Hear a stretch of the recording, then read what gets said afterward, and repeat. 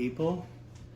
Today we're going to talk about, by request, some powder orange isopods. But first I'd like to give you a little update as to some recent isopods we've got in our collection. We've got in some Armadillidium vulgare T- albino, some Armadillidium per se, Armadillidium vulgare orange Dalmatian, as well as some Cubaris marina papaya. Okay, that's enough. But seriously, we're going to go over some powder orange today by request, one of my good buddies. So we're going to go over those today, and we're going to try a little bit new thing and try to get a little bit more information to you guys about the isopods. Another request as well. So if you guys have any requests for our videos, if you guys want some more information about a particular species, or if you got a particular species that you would like to hear about, for sure hit me up in the comment section, or hit me up on Facebook and we can make it happen. But yeah, without further ado, here we go with some powder orange. All right, folks, Penelope is going to join us here today with doing the powder orange. So the powder orange are a great option for doing bioactive enclosures. These guys can handle higher humidity and moisture, as well as lower humidity and moisture to an extent.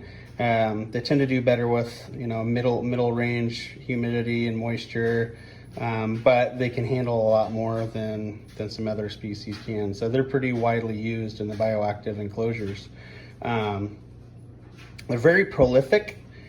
So they take off once they get going. They really breed like crazy. They're a great like gecko enclosure bioactive, or frog enclosure bioactive, because they are prolific enough that their babies can be used as food, and they can kind of keep a watch on the community of isopods getting too large. But yeah, they do chew down their cuttlefish bone quite a bit, as you'll see here. They're already going to town on a brand new one I just put in today. So they use that for their molting purposes, of course. But yeah, they really go over that stuff pretty quick.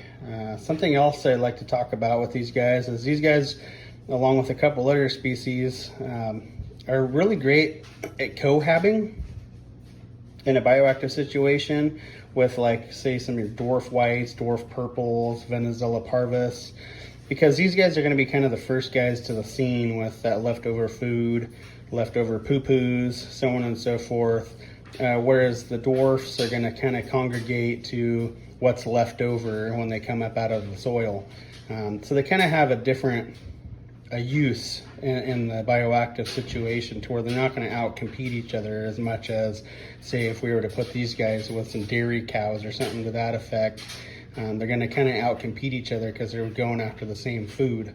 One or the other is going to take off, and they're both fairly prolific species, so to where, one's going to take over the other, and it's not going to go well. So you'll end up with one species or the other. But yeah, they do cohab well with dwarf whites, dwarf purples, Venezuela parvis, Dalmatian, regular, as well as I always have springtails in all of my cultures in order to help out with the mold issues and things of that nature. But yeah, so that is powder orange. Let's take another closer look real quick. Got a lot of dudes in here. Woo! This is one of several cultures I have going. These guys are pretty popular, like I say, for the bioactive guys.